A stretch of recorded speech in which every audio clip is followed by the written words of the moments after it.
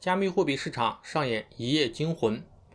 5月19日，原本就处于震荡行情的比特币突然掉头上演断崖式的下跌。大家眼睁睁地看着比特币从42000跌到4万，4万一直是比特币的一个支撑价位，也是大家的一个心理价位。所以当价格到3.9万的时候，有相当大一部分的人开始抄底。没想到抄底抄在了半山腰，眨眼间价格一路狂泻到32000，最高跌幅达到 30%。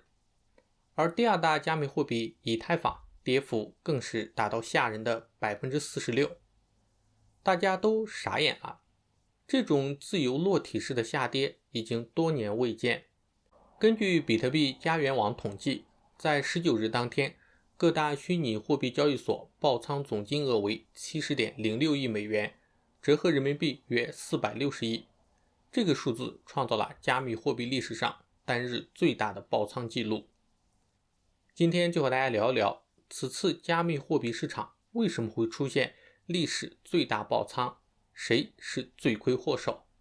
在开始之前，欢迎点击视频下面的订阅，点开小铃铛，这会对我有非常大的帮助。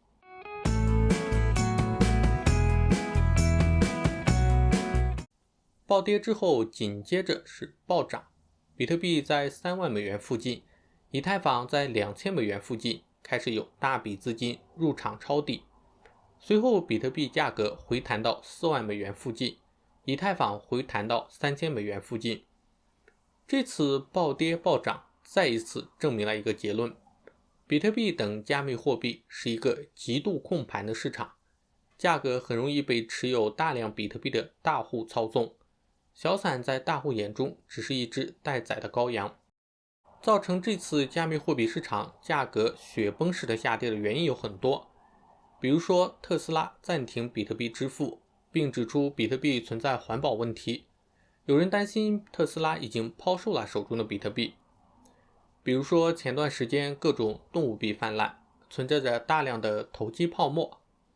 再比如说中国的3家协会联合发布对虚拟货币的风险警示，在一定程度上造成了市场的恐慌。正是这多种因素的相互作用，才使得加密货币市场突然崩盘。但是这种崩盘一年其实总会上演好几次，老玩家们其实早就见怪不怪了。但这次不仅仅是崩盘，而是出现了加密货币历史上最大的爆仓记录。其实这并不是偶然，这一切都要从人类的贪婪讲起，而引导人类贪婪的就是一个个的杠杆工具。加杠杆炒币也早就不是新鲜事儿了，各大加密货币交易平台基本上都会有10倍、50倍甚至100倍、300倍的杠杆。那么这次爆仓是因为太多人使用了300倍的杠杆吗？并不是。造成历史爆仓记录的是一个叫做 DeFi 的工具。 DeFi 中文是去中心化金融，一般部署在以太坊、币安智能链 BSC、 火币 HECO 链这些平台上。 DeFi 的功能就是可以让用户在无需依靠中心化实体的情况下，使用诸如借贷和交易等金融服务。说白了就是你可以把自己手中的数字货币，比如以太坊，质押在 DeFi 平台，贷出其他的数字货币，比如 USDT， 然后再购买其他的加密货币。和普通杠杆一样，一旦质押物价格下跌，按照智能合约，到达一定的质押率就会自动触发预警，再低于一定的质押率就会自动执行清算卖出，也就是爆仓了。为了保证资产安全， DeFi 平台一般要求超额抵押，抵押率一般都会超过100%，也有可能超过300%。也就是说，你质押了100元的以太坊，最多只能贷出100元的 USDT， 有的交易所只能贷出30元来，杠杆率最高也只有1倍。而这样的杠杆率看起来肯定是比300倍的交易所的杠杆安全的多。那么我为什么说是 DeFi 造成了历史性的爆仓呢？在 DeFi 出现之前，杠杆主要集中在中心化的交易所，虽然杠杆水平很高，可以达到50倍、100倍甚至300倍，但是客户反而相对而言会比较谨慎，不会压住过多的资金，大多都是抱着加100倍的杠杆投100元来玩玩的心态。而 DeFi 一直以来都宣传自身的安全，这就让使用 DeFi 加杠杆的人反而形成了一种虚假的安全感，反正我只是加了一点的杠杆，不会有事的。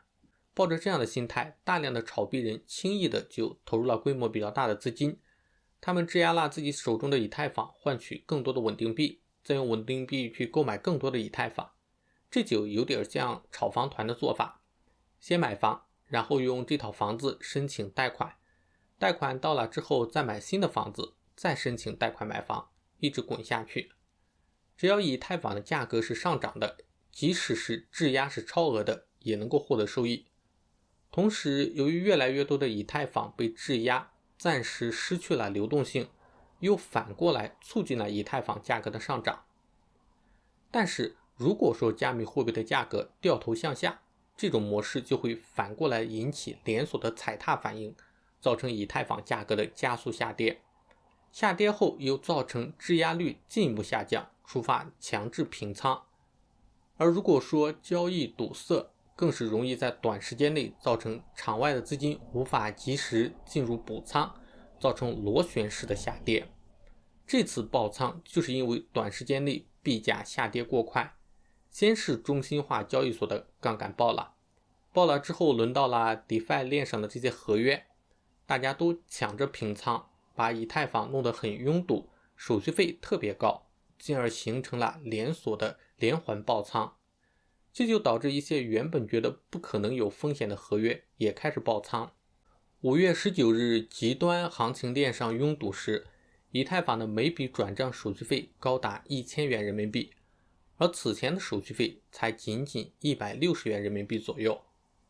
总体来看，这次暴跌更多的像是一种去杠杆挤泡沫的过程。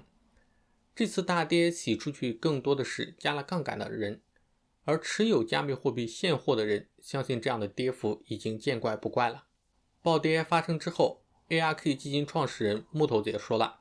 仍然相信比特币会上涨到50万美元。加密货币市场目前正在消化最近一段时间的利空消息，比特币的前景当下并不乐观，但是相对于比特币以前的暴涨暴跌，这些也仅仅只是一件小事。那么大家对加密货币市场未来有什么看法呢？大家是做多还是做空呢？欢迎在视频下面留言分享自己的看法。以上就是本期视频的内容，如果觉得有意思，欢迎订阅我的频道，点开小铃铛，这就是对我最大的支持。那我们下期再见。